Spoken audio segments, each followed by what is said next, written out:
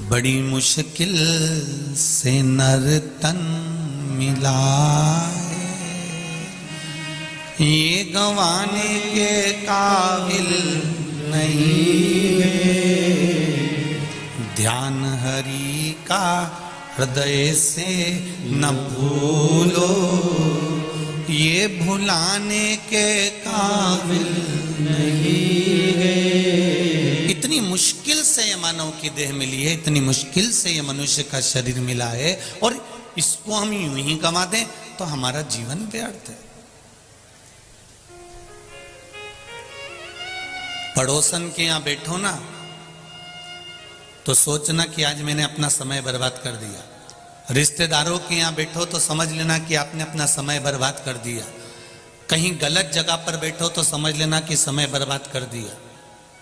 पर कभी टीवी खोलकर आस्था चैनल के सामने शिव महापुराण की कथा या पंडाल में बैठकर या मोबाइल के सम्मुख में कथा सुनो तो समझ लेना कि मैंने कौन सा पुण्य करा था जो आज मेरे सामने ये शिव महापुराण की कथा सम्मुख में आ गई। हमारी कीमत भगवत भजन से। अभी तुम यहां से निकलो, बाहर जाओ, बहुत सारी दुकान लगी हैं। चाय पूछना कितने की है, कितने की चाय? 10 रुपए की। ओहो,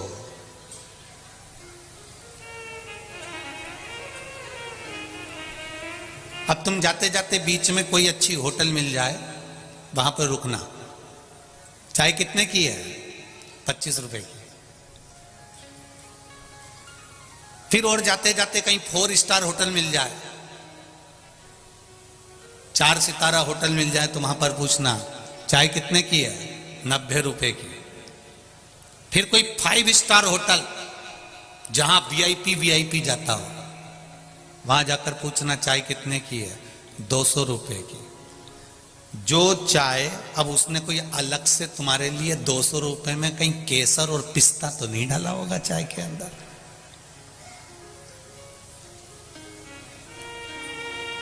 चाय वही है, कप भी वही है, गिलास भी वही है, पीने वाला भी वही है।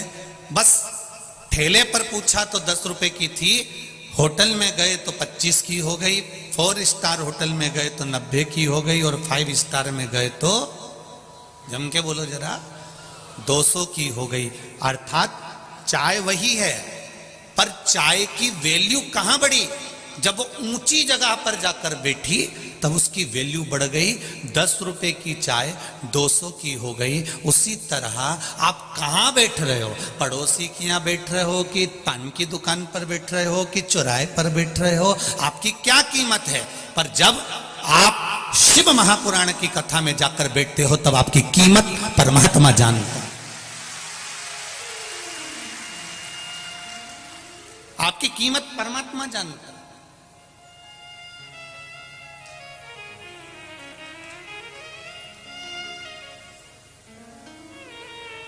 कोई नेता आए तो भी लोगों की व्यवस्था रहती है, कोई राजनेता आए तो भी लोगों की व्यवस्था रहती है, कोई कलाकार आए तो भी लोगों की व्यवस्था रहती है।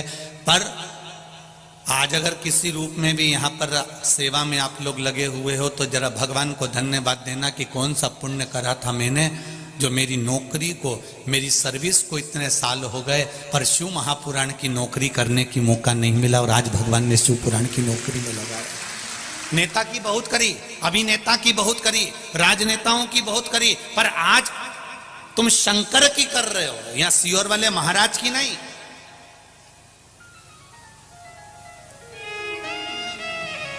ये मेरी बेटियां, ये मेरी बहनें, ये मेरी माताएं सेवा में लगी हुई हैं, कार्यकर्ता सेवा में लगे हुए हैं, पुलिस प्रशासन सेवा में लगी हुई है। इनको गौरव महसूस होना चाहिए कि आज मैं जो सेवा कर रहा हूं, अभी ये किसी दूसरे की सेवा नहीं, ये शिव की सेवा है, ये शंकर की सेवा। 7 दिन की सेवा करोगे, सेवा के बाद में क्या मिलता है ये तो मेरा विश्वनाथ, मेरा भोलेनाथ जाने, इसका तो अंदाजा हमको भी नहीं। क्या सेवा का फल मिल सकता है ये मेरा शंभू जाने, ये मेरा त्रिकालदर्शी। एक पत्र आया है, देखिए उस पत्र में कोई डॉक्टर साहब ने पत्र लिखा है।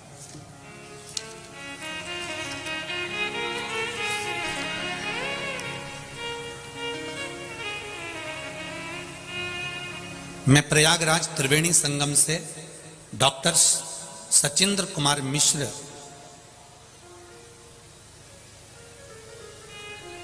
पुत्र श्री कमलेश नारायण जी मिश्र निवासी 94A12 राजीव नगर प्रयागराज से उत्तर प्रदेश से हूँ। कहीं बैठे हैं डॉक्टर साहब तो हाथ हिलाइएगा।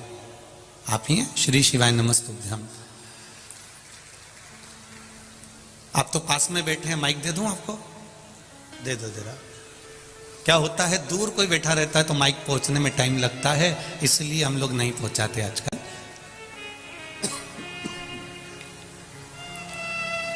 डॉक्टर साहब आपने लिखा है मैं उत्तर प्रदेश का प्रयागराज का निवासी हूं।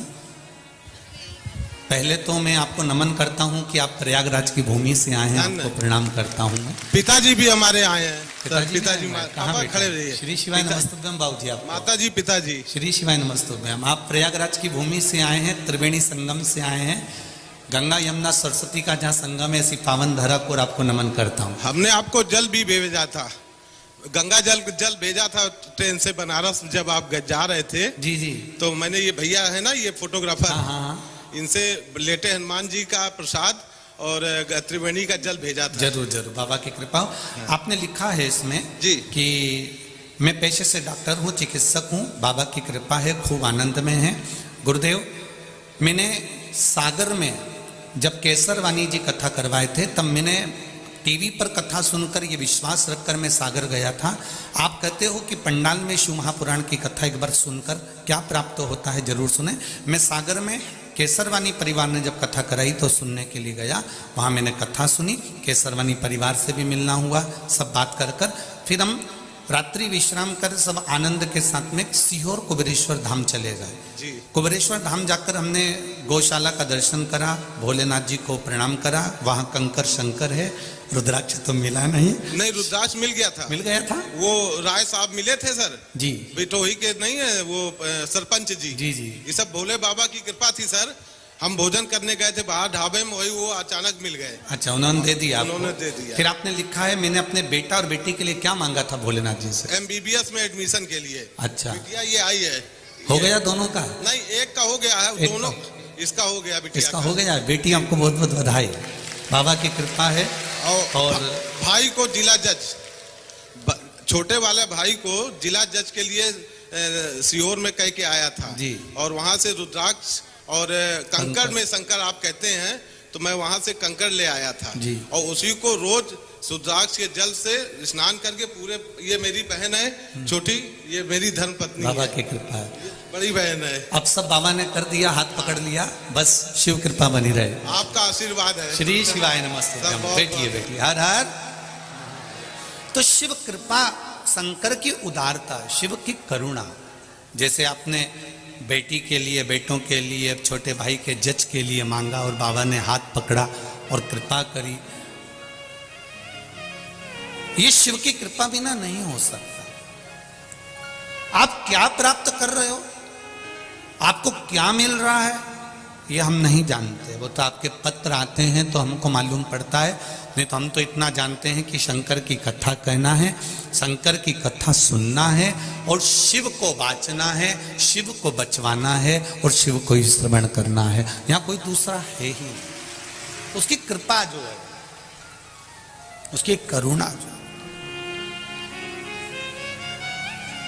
तेरी कृपा बिना ना हिले एक भी अणु, लेते हैं श्वास तेरी कृपा से तनु तनु। बखान क्या करूं मैं राखों के ढेर का, चपटी भभूत में खजाना कुबेर का।